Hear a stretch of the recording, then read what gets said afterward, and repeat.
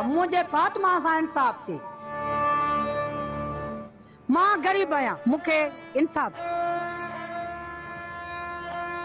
राणीपुर जे पीरनि मूंखे बेगुनाह करे मूंखे बेतरतीबीअ सां ॾिनी आहे धीअ।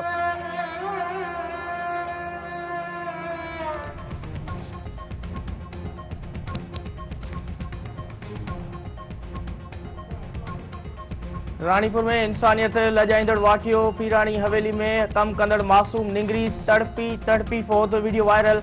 वारसन क़त्ल जो शक ज़ाहिर करे छॾियो। इल्ज़ाम हेठि आयल असद शाह गिरफ़्तार। वाक़े जो केस असद ऐं संदसि घरवारी ते दाख़िल। SHO रानीपुर मुअत्तल ऐं गिरफ़्तार। निंगरीअ जो मेडिकल कंदड़ डॉक्टर खे बि हिरासत में वरितो वियो। DIG सखर जावेद जिस्कानी वाक़े जी जाच लाइ 3 रुकनी कमेटी जोड़े छॾी। ASP गंबट नोमान ज़फ़र जाच ऑफिसर मुक़रर। पोती निंगरी जे वालिदेन जा बयान कलमबंद। SSP खैरपुर अमीन खोसे जो चवणु आहे त इल्ज़ाम हेठि आयल असद शाह खे गिरफ़्तार करे खांसि पुछा गछा कई पई वञे। निंगरी जी अमर जो बयान रिकॉर्ड कयो वियो आहे। क़बर कुशाई लाइ अदालत में दरख़्वास्त दाख़िल कराई वेंदी। रिपोर्ट अचण बाद वधीक कार्रवाई कई वेंदी। JWC पारां वाक़े ख़िलाफ़ जुमे ॾींहुं धरणे जो ऐलान।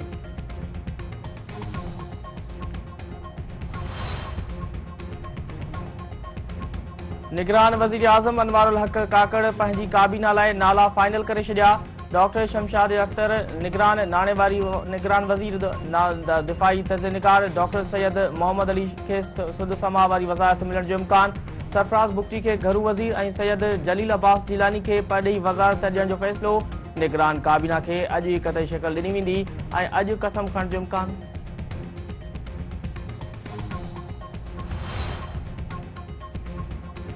अमरीकी परॾेही वज़ीर जी अनवारुल हक़ काकड़ खे निगरान वज़ीर आज़म थियण ते मुबारकबाद। एंटोनी ब्लिंकन पारां पाकिस्तान में आज़ाद ऐं मुनसिफ़ाणी चूंडनि लाइ अज़म जो इज़हार। आइन जी बालादस्ती, इज़हार जी आज़ादी ऐं मुआशी तरक़ी ते ज़ोर। संदसि चवणु आहे त पाकिस्तान आज़ाद ऐं मुनसिफ़ाणी चूंडनि जी तयारी करे रहियो आहे।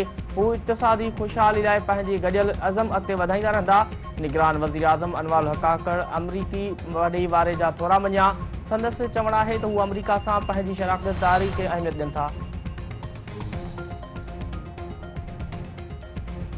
अमरीका पारां जुड़वाला में छह मसीही बिरादरी मथां हमले ते ॻणती जो इज़हार। अमरीकी परॾेही खाते जे नायब तर्जुमान वेदांत पटेल जो चवणु आहे त पाकिस्तान में गिरजाघरनि खे निशानो बणाइण ते ॻणती आहे।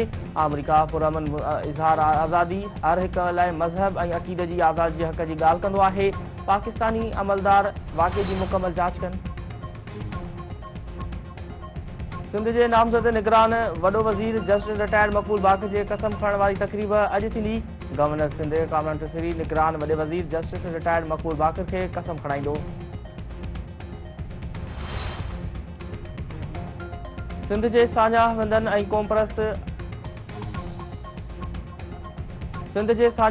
क़ौमपरस्त अॻुवाणनि डिजिटल आदमशुमारी खे रद्द करे छॾियो। धारी आबादकारी ख़िलाफ़ 17 सेप्टेम्बर ते सखर में एहतजाज जो ऐलान। GSN महाज जी मेज़बानी हेठि कराची में क़ौमी कॉन्फ्रेंस। रियाज़ चांडे, सफदर अब्बासी, डॉक्टर नियाज़ कालानी, शफ़ीक मौसमी ऐं ॿियनि जी शिरकत। अॻुवाणनि जो चवणु आहे त हिक साज़िश तहत सिंध जे मुख़्तलिफ़ शहरनि जी आबादी घटि ॾेखारे कराची जे 2 ज़िलनि जी आबादी में वाध की वई आहे। धारिया सिंध जी अमन ऐं मईशत जे वजूद ते बार बणियल आहिनि। खेनि फौरी तौरु निकाली ॾिनी वञे। सिंध मादनी वसीलनि जी मद में मुल्क जूं 79% ज़रूरतूं पूरियूं करे थी, पर धरती धणी बुख बदहाली खे मुंहुं ॾेई रहिया आहिनि। कराची जी ज़मीनुनि ते वालारियल करे धरती धणियुनि खे बेदख़ल कयो पियो वञे। अहिड़ी सूरतहाल में अमले जिदोजहद करण जी ज़रूरत आहे। कराची में सचल थाणे जी पुलिस मोबाइल ते गश्त दौरान दस्ती बम सां हमलो। 3 अहलकार सख़्त ज़ख़्मी। अखियुनि ॾिठनि शाहिदनि जो चवणु आहे त पुलिस जो चवणु आहे त हमलेआवर मोटरसाइकिल ते सवार हुआ ऐं खेनि मास्क पहिरियल हो। SSP ओभर मूजिबि हमले में को बि जानी नुक़सान नाहे थियो। ज़ख़्मी अहलकारनि जी हालत ख़तरे खां ॿाहिरि आहे।